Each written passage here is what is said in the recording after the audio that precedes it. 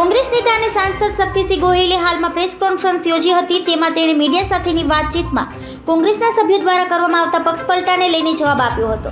તેમણે કહ્યું કે અમારે ત્યાં જે હીરો હોય એ પાછા ત્યાં ઝીરો થયા હોય એવા ઘણા દાખલા મળશે.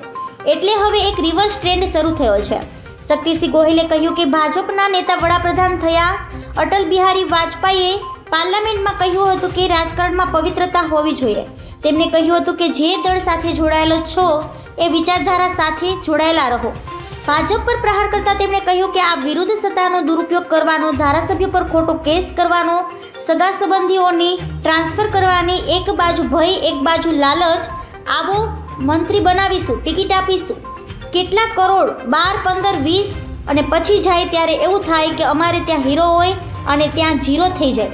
તેથી હાલમાં હવે રિવર્સ ટ્રેન્ડ શરૂ થયો છે. પછતાયેલા લોકો પરત કોંગ્રેસમાં આવે છે. હવે જવાનો નહીં પણ આવવાનો પ્રવાહ છે.